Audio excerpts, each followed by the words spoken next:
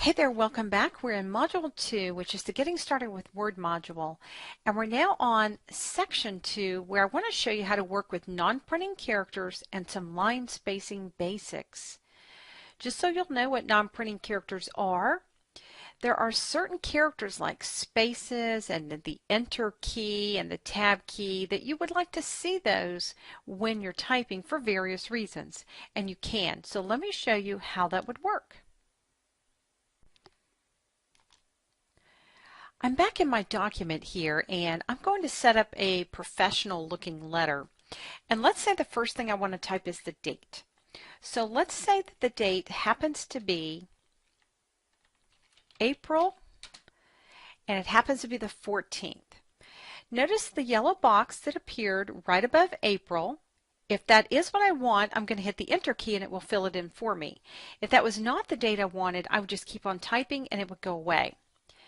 Now I'm going to go ahead and hit the Enter key because I'd like to go down to the next line. If you need two spaces in there, you'd want to hit the Enter key again. Now I want to say this is to someone, and so I'm going to type it like this, and notice I'm going to hit the Tab key. What Tab does is stops you at the ½ inch mark on your ruler. The reason you want to do that is because if I just typed the 2 and I went space, space, space, space, space, and then I came down and did the next line. Let me finish this one real quick. Let's say this is to Jim, and I'm going to say it's from me. But if I had used the spaces here and the spaces here, then Jim and Cindy would never line up and look professional. Sometimes they'll look close, but you'll print it out and they're really off. And the reason for that is because each character of the alphabet's a different width. So remember that when you hit the Tab key on the keyboard, you'll stop at the ½ inch mark on the ruler. You'll learn later how to set custom tabs so you can have it stop wherever you like when you hit that Tab key. So I'm going to enter a couple more times and start my document. Now I'm going to scroll down just a little bit so we can see the whole thing. So I'm going to say, call Mr. Kelly to check your calendar order, period. The one you wanted is out of stock and will not be available until next week. Did you see how the text just automatically wrapped there? And I'm going to say, if you have any questions, call me at 614-555-1212. And then I'll go ahead, just drop down a couple lines and put my name in there.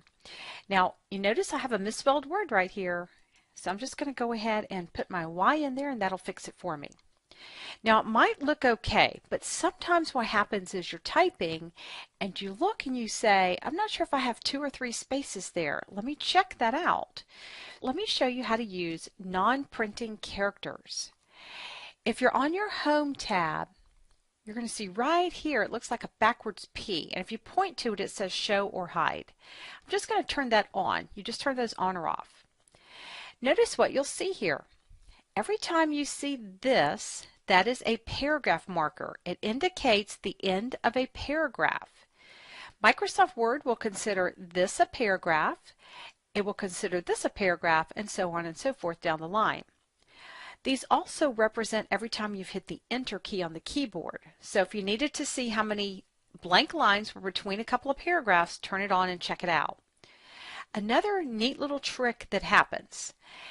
Sometimes you will print a one-page document and a second blank page comes out. And the reason for that is, notice that after my name, I've got an Enter, but I can have lots of these in there. It could be I sat on the keyboard, who knows? But if I have enough of those to force it to a second page, you'll get a second blank page. Just start deleting some of these.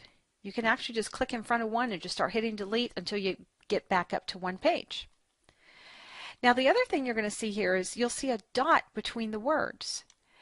So normally if you have 2 spaces, then it's going to actually tell you that it's a grammatical error. If you have 3, it doesn't. Now it doesn't tell you that right after the period like in this case, but normally if you're typing your sentence and you see 2, it'll give you a grammatical error like that. if I wanted to actually go ahead and add any of this stuff or delete it, I can. See, also here's the tab right here. We talked about that's shown by an arrow.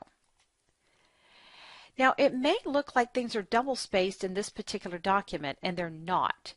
Let me show you what's going on in any new blank document when you first start typing. I'm going to do what's called selecting. I'm going to hold down Control and hit the letter A to select my entire document. That way, whatever I do next, it will affect everything I have selected. We're going to talk a lot more about selecting a little bit later, but for now, Control A will select everything. Now, I want to show you right up here under the paragraph grouping. Do you see this one right here? This is your line spacing. What you don't see is that this is set on 1.15 automatically. So if you set it on 1, you'll see it changes it a little bit. That gives you single space, true single space. The other big one I want you to notice is this. Do you see how it says remove space after the paragraph?